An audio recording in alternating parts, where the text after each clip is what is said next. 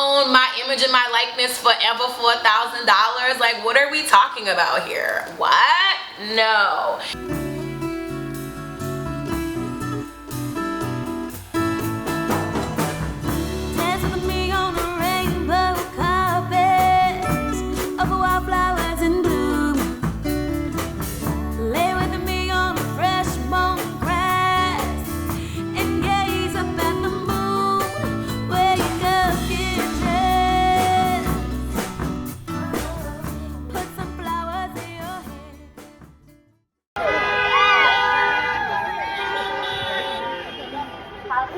Everybody, honking is love.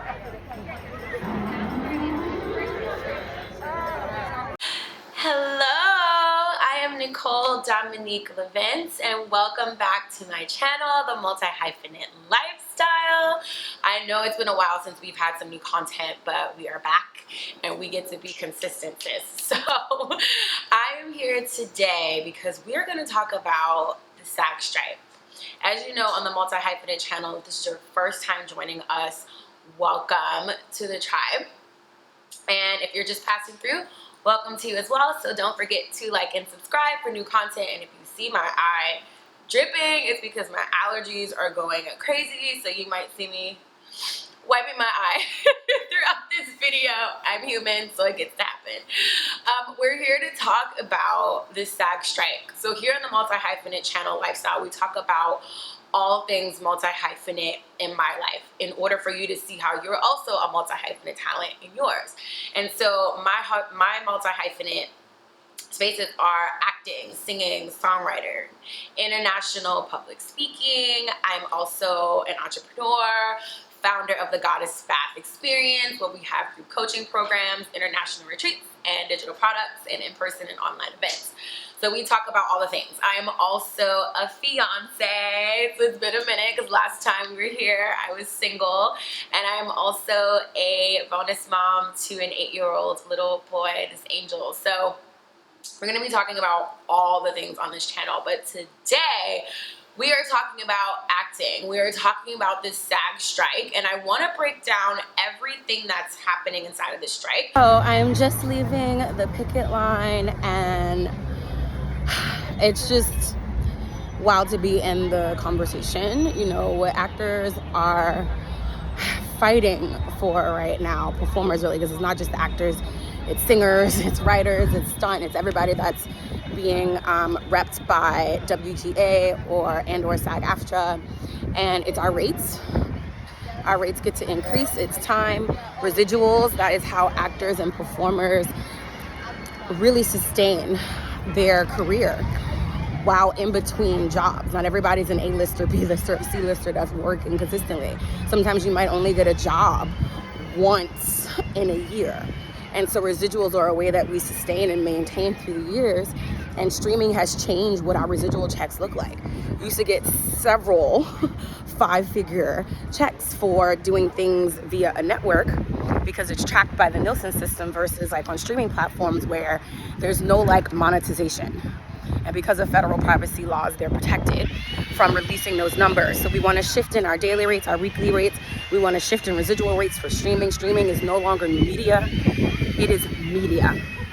Also, this conversation around AI and our image and our likeness being used in perpetuity and not being paid properly for that. It's also about our working conditions for our background talent and for stunts and for actors and performers as well. It's also the conversation around the audition process and like our turnaround and like what we're required to do to audition for jobs that we might not even get. And now we're responsible for all of this equipment because we're not going in-house anymore shooting. We are shooting in our homes. We gotta have the camera, the background setup, the lighting, the audio, the sound, the editing. All of that is on us before we even get the job. And then also this conversation of hair care, which your girl is all about, woman of color. And one of the things that's always like a nightmare for us going on set is there gonna be someone doing my makeup and my hair that's been taught to work with my texture of hair, my skin tone? And so the union has asked them to vet makeup and hair to make sure that people are coming on set who knows how to do a myriad of different like skin tones and hair types to serve the performers that are performing on set. And so these are some of the main key points that are coming through. SAG is very vocal. You can find like all of the bullet points that we're going back and forth about online. I'll be posting that here and sharing in the video, but I'm going to be coming back at least once a week to support, because this is the future of our industry. And it's so important that we are in the conversations. Whether you're a performer or you know a performer or you just want to support the performers union, because we get to have rights, not just us, but this is a big conversation around AI, around payment gap and the payment structure that's happening all across the US, and not just the US, but really all across the world. So it's a huge conversation that we're having. So I want to break down what's happening in the industry from the actors, from the performer perspective. So part one of what I want to talk about is the history of SAG-AFTRA and really the history of performing in general. So performers have been around from the dawn of time, right? For me, what I personally love to say, and I got this concept from one of my acting coaches, Sam Christensen, rest his soul. He passed away maybe 2 or 3 years before COVID. And he would always tell us this story about how human beings, mankind, have survived because of storytelling, because of performers. And what separated the Homo sapiens, which is what we are, from Homo erectus and Homo, I forgot the other one, you can comment down in the comments if you remember, what made us different and how we evolved and became the dominant race of the different types of humans that were developing at that time was because we started to storytell. We would sit around the campfire, we would gather, we would tell stories, we were painting pictures on the wall, and we're like, hey, don't go over around that corner, that cliff, there's a mountain lion, you might get eaten, or there's a waterfall, whatever, or don't eat these berries because they're poisonous. We started to tell story and record them, oral history. And that was the beginning of performance, was storytelling. So in essence, no matter what happens in this industry, storytellers and performers, we will always be a part of the conversation. And the medium in which we have delivered and entertained performing as performers has always evolved. It has always been different. It has always changed depending on what technology was bringing in the space and depending on the masses, the collective consciousness, what we deemed as entertaining. And that has always dictated, right? So before we had like the printing press and movie and TV and radio and all the things that it's evolved to now, CGI, animation, we just got up. It was us in whatever costumes we had in front of an audience, and we told a story. And the way we delivered that story, that message, has evolved through time as we've rose through technology, as things like the different industrial complexes have arisen. And now people are saying, and I also agree, that we've entered into our 5th industrial revolution, which is the age of technology. And if you want to, clump that with astrology, we've moved into the age of Aquarius. In February, all of the planets, all of the signs in the zodiac have now moved into that different sign.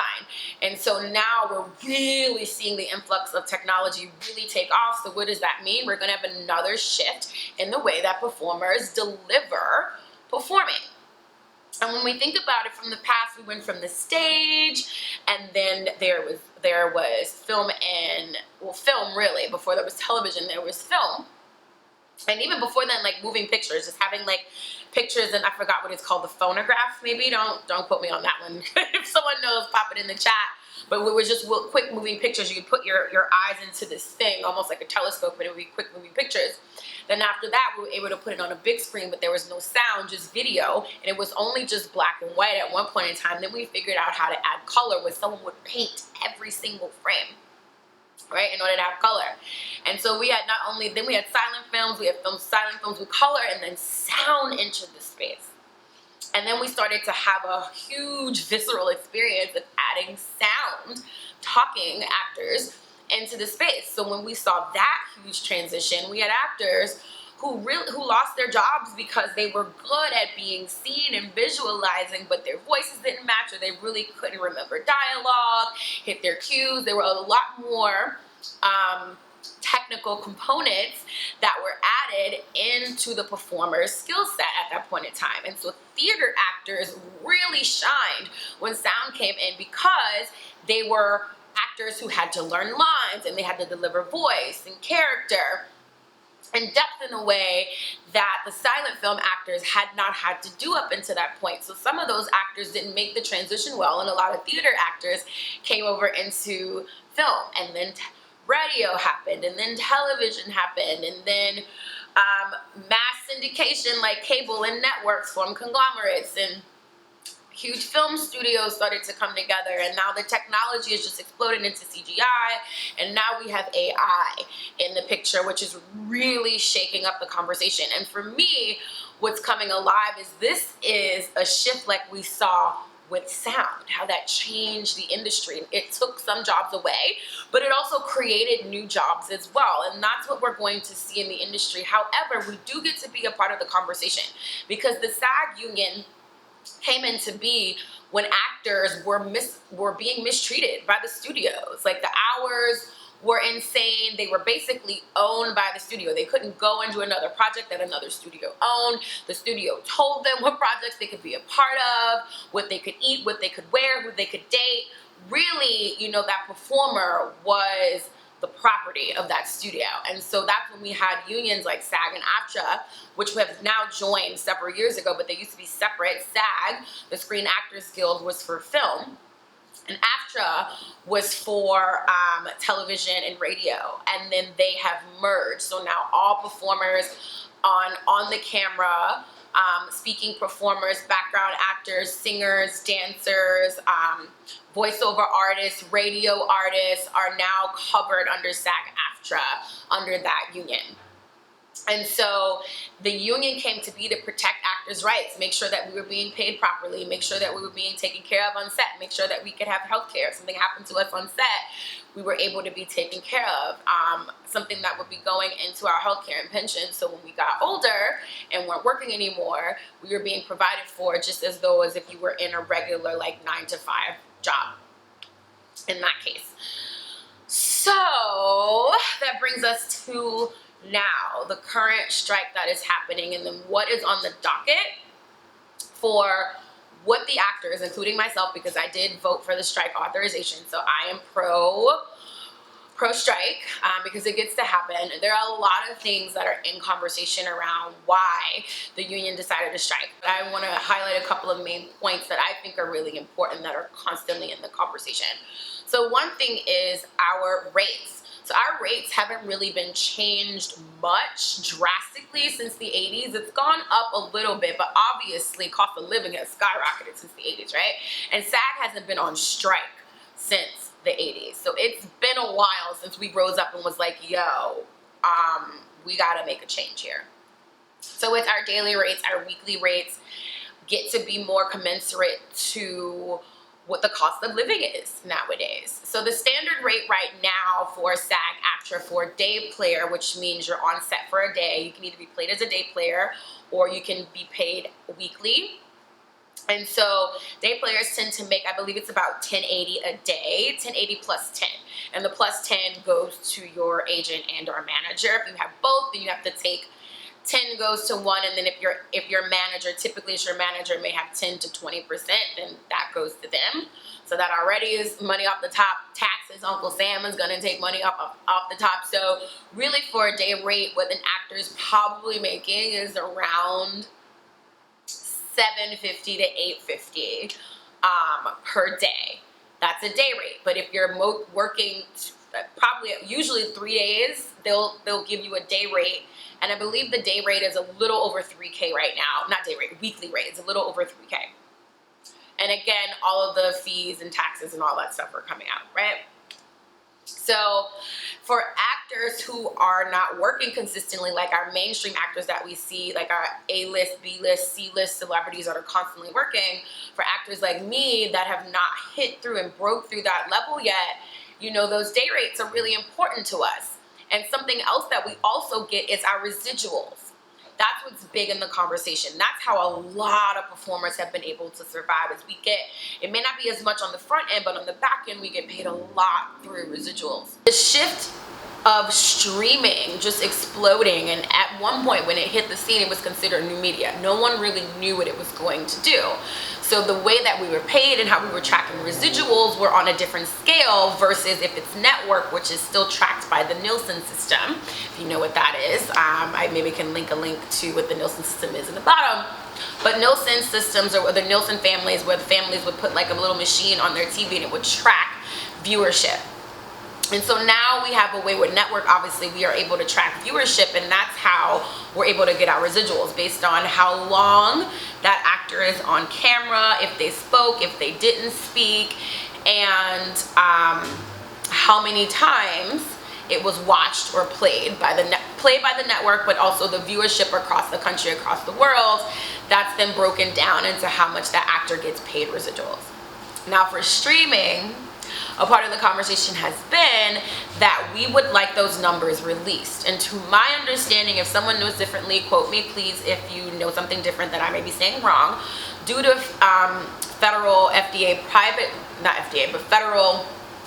federal privacy laws, because of the way that streaming would need to track accurately, these studios are not able to release those numbers because it would violate user privacy laws. So really they're saying that we have to do residuals on a scale, and the scale right now is really low, what actors are paid for streaming, if at all. So that's in the conversation of we want the numbers released, and we get to have a shift on day rates, and we get to have a shift on what residuals look like for streaming. That gets to go up. Also, there's been an influx of non-union work as well. You don't have to make a project union, especially commercials. A lot of commercials have switched over to non-union because you can find a lot of actors who will take the lower rates and don't understand things like buyout, where they can run a national network commercial where you would make upwards of 50 to 100K in residuals because of the viewership on it. These people will be taking buyouts for $2,000 and $3,000 and not really understanding, if it was a unionized job, the amount of money that that performer could be making, them as a performer could be making if it was union. So we're seeing a lot of that, where we used to make a lot of money in commercials. That's not really happening anymore because it's gone to non-union. And there's also an influx of just influencer marketing, right? Like being on a YouTube channel and having a brand sponsor your video. There's a lot of that happening as well. AI obviously is in the scope. Everyone's been talking about AI. And what's been on the table, and this for me is one of the most disturbing things. I'm pro AI. I believe we get to use it as a tool. I certainly use it in my business. I tend to use it with certain things that I'm writing as a tool as well in the entertainment industry. So I do believe that there's a place for AI in the entertainment industry. However, here's where it gets hinky.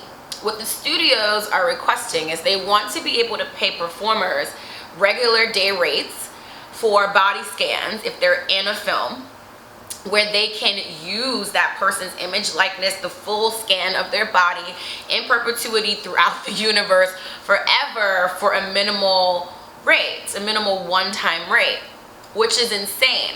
That studio would have the ability to take their body, augmented, their voice, their sound, their image, their likeness in any way that they want in perpetuity forever, y'all, throughout the universe, do whatever they want with it, and that actor will never get paid from that again. Their beneficiaries will never be able to monopolize on that, and that is insane.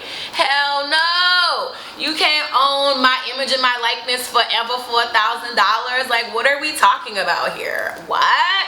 No. If you want to have access to that, then it gets to be like lifetime residuals. You want it in perpetuity, then I get paid in perpetuity. Let's go. So that's what the AI conversation is about for the actors. For the writers, writers don't want to be completely replaced by AI writing scripts, and that's reasonable, right? Using it as a tool is obviously in the conversation, and it's something that everybody wants to be able to do, but we don't want to be able to be replaced. However, the other side of that conversation is what it will replace will also open up and create more opportunity. And my invitation to myself and to other performers is, how do you become indispensable in what you're doing? And we're always going to be a part of the conversation. Artists will always be artists. Creators will always be creators. Performers will always be performers. How can we stay in the conversation? How are we infusing our energy into AI, into this conversation? And that's what the strike is about. We're making sure that we're a part of the conversation and we're at the table helping and deciding and shaping what we do with AI, with this technology, and what place it's going to have working alongside with us in the entertainment industry moving forward. So it's a huge conversation to have. It's not just the conversation in the entertainment industry, it's happening in every industry. We're seeing it happen right now. So this is a huge conversation that's really, for me, very exciting. But we will see where it shakes out, because the reality is there are going to be some jobs, performing jobs even, that AI will replace. But what's our next level of evolution? What do we then, as the human performer, as the human creative, get to evolve to? Since there's something else coming to take some places, what is it now creating space for? And I feel like that's what I'm stepping into, is like, what's my next level of artistry? What's my next level of creativity? And how do I now co-create with this intelligent force that we have created as a collective consciousness, as human beings? How do I infuse my energy in it to make sure that it's supporting the mission, that it's supporting the goal?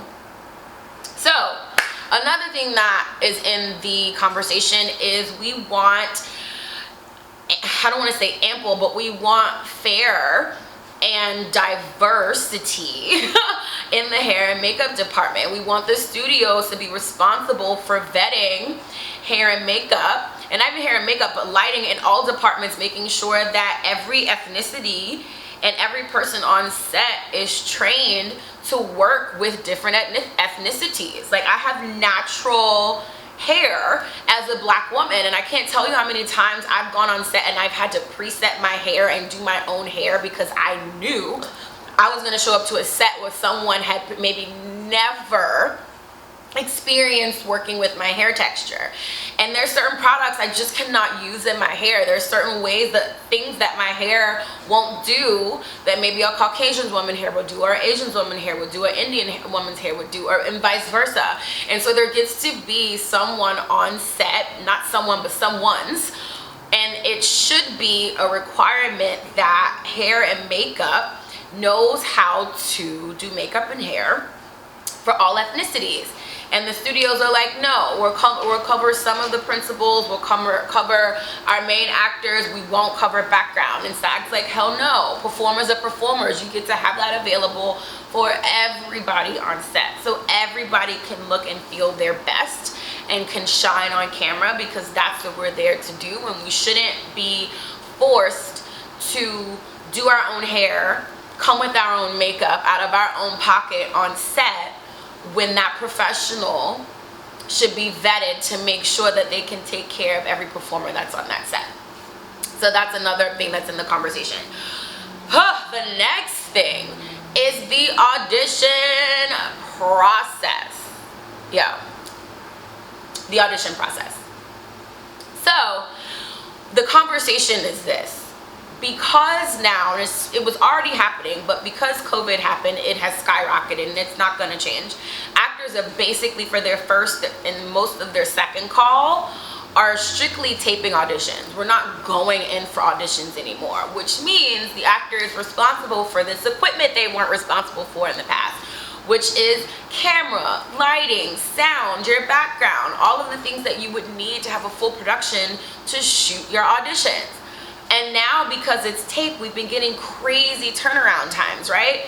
So now it's like you can get an audition on Christmas that's like due the next day, that's like 8 pages, which is insane, and it's not fair, and it's really unreasonable, and not unreasonable in a direction of like growth and stretching yourself to your next level, but unreasonable to the point of like, this is an audition.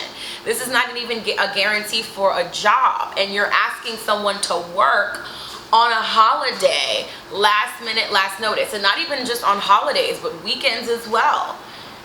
You know, so we're fighting for an ample amount of turnaround time for auditions, and if it goes, I believe, anything past 2 or 3, then that actor gets to be paid for that audition when it's on a union project, which I wholeheartedly agree with. I cannot believe how many times I've had to stop vacations, stop holidays, stop moments of my life because I got this huge audition with a crazy turnaround where I had to be off book. And off book means you have to have the whole thing memorized. So imagine getting a 24-hour interview where you had to have your whole interview memorized in 24 hours. And not just memorized, but you have to create an entire character, step into a whole other being. And granted, that's our job to do as performers. However, it's a process. And that process gets to be respected. That artistry gets to be respected. So there's been a lot of talk and conversation in the industry right now around the interim agreement. And some projects are passing as indie films because of the rates and because of the budgets, and they're getting A-listers to come on and do these projects. Commercials are allowed to go, voiceovers are allowed to go, and these indies who are agreeing to the new SAG terms are allowed to shoot. But the thing is, this is going to only prolong the strike doing that. The point of the strike is to shut down all production, to force a conversation to come to the table to get terms that are going to make sense for everybody. And there are performers that are upset. I know there have been a lot of A and B to C list celebrities talking about this on Instagram. We've been seeing it everywhere. If we're gonna strike, let's strike. And I agree with that. I also see the other side of, like, people want to work, so they're trying to figure out ways for people to still make money. But the reality is, the conversation is such a big conversation that if we want to be involved with moving this industry in the direction that we desire for it to go, because let's be honest here, if the system wasn't broken, we wouldn't be on strike. And the system was broken. For some, it was working for a lot, but for us, from this side of it, the system is broken, and we're fighting to make sure that this industry has longevity for performers and for our teamsters and for hair and makeup and for the writers, for all the creatives in the space. Not just the money, not just distribution, not just production companies, for the creatives as well. And we all get to come to the table. We get to remove ego. We get to remove greed. And we get to get back to telling stories that matter, that save, that excite, that entertain, that inspire. Because that's what's important. That's what artists have done from the beginning of time. No matter what medium we brought it to you in, we've always been a part of humanity's survival, and we are literally fighting for survival. We're not fighting for survival anymore. Actually, we're fighting for thrival. Thrival for everybody involved. And my hope, my wish, my continued manifestation prayer is that we come out on the other side of this stronger together as a full industry where everybody can be seen, heard, witnessed, celebrated. We get a diversity of stories and creatives that have the opportunity to shine and share and entertain. And so, in conclusion, to wrap up what we talked about here, a little bit of the history of performing and the SAG union, SAG-AFTRA union, and how that came to be and why it came to be. The few things that we are fighting for right now inside of this strike is fair wages, residuals, auditioning practices, also the conversation around AI, and then diversity within hair and makeup for performers on set. And I am Nicole Lovince, the multi-hyphenate talent, and welcome to the multi-hyphenate lifestyle channel. If you are new, thank you so much for joining us. Please don't forget to like and subscribe. If you are just passing through, thank you so much for watching this video and making it to the end. I've got some goodies here in the chat as well from my company, the Goddess Bath Experience. It is a Goddess Bath recipe, meditation, and journal prompt in order for you to manifest, heal, transform, deepen your self-care practice in order for you to live a life by design and not by default. and me and my leaky allergy eye are about to be out. I love you so much, and I'll see you on the next one. Bye.